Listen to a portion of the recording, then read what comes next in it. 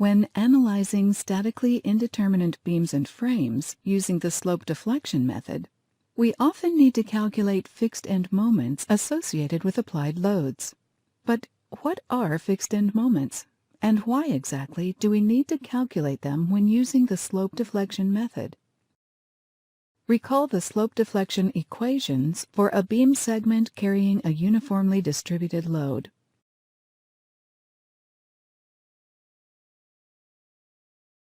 These terms here are called fixed end moments. They represent the effect of the applied load on the relationship between the member end moments and rotations.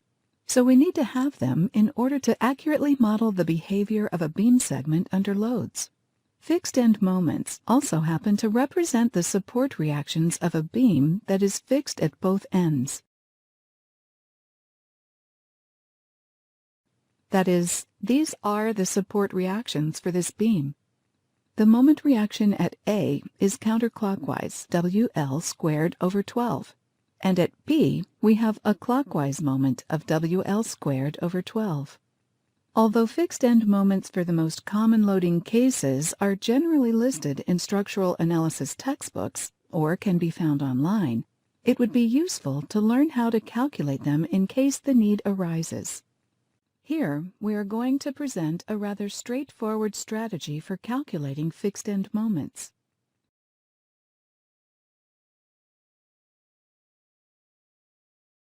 First, assume the beam's ends are not fixed, rather they can rotate. So basically, assume the beam is simply supported like this. Therefore, under the applied load, the beam is going to deflect downward like this.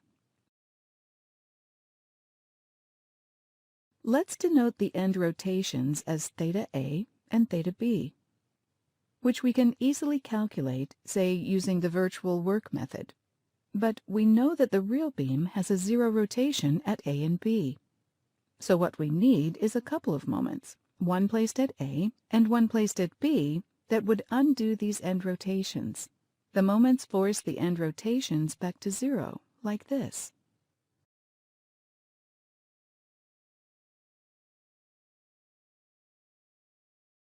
Put it differently, we can say that this equals this plus this. Therefore, all we need to do here is to determine these moments given these known rotations. But how do we do it? Easily, using the slope deflection equations for a load-free beam segment. I'm talking about these equations which we introduced in lecture SA28. In summary, to calculate fixed end moments for a particular load, first, we assume the beam is simply supported and calculate its end rotations due to the load. Then, we negate the rotations and plug them into these slope deflection equations to get the fixed end moments. Let's illustrate this process using two examples. Suppose we have a beam, fixed at both ends, subjected to a downward concentrated load at mid-span. We wish to determine its fixed end moments. Assume a constant EI. To solve the problem, we first place the load on a simply supported beam and calculate its end rotations. The rotations, labeled theta A and theta B, can be easily computed using the virtual work method. They are: then we negate the rotations.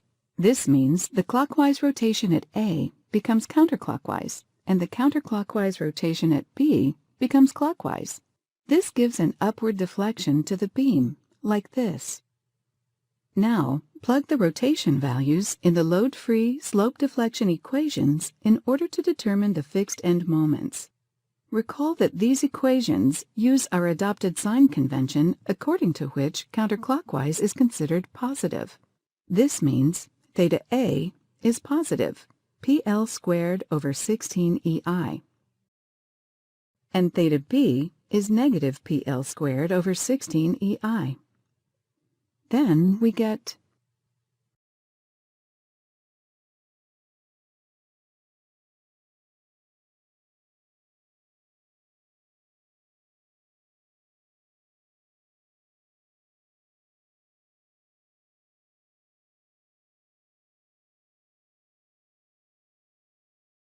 Now let's consider a more general loading scenario.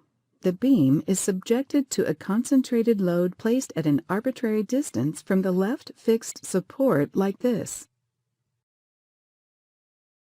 We wish to determine the beam's fixed end moments in terms of P, L, A, and B. Assume a constant EI.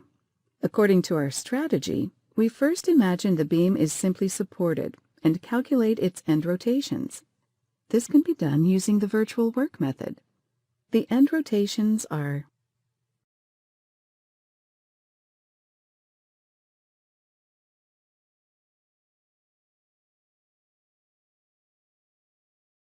Then we negate the rotations to get this. Since this is a counterclockwise rotation, we consider it to be positive, and we consider this to be a negative rotation since it is clockwise. Now we use these slope deflection equations to determine the fixed end moments.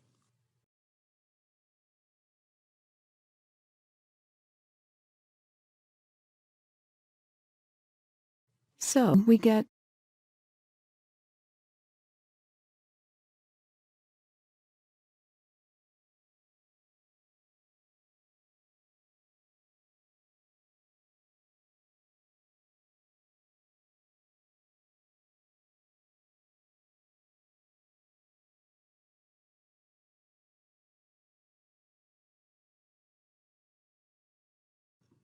See if you can calculate fixed end moments for the following loading cases.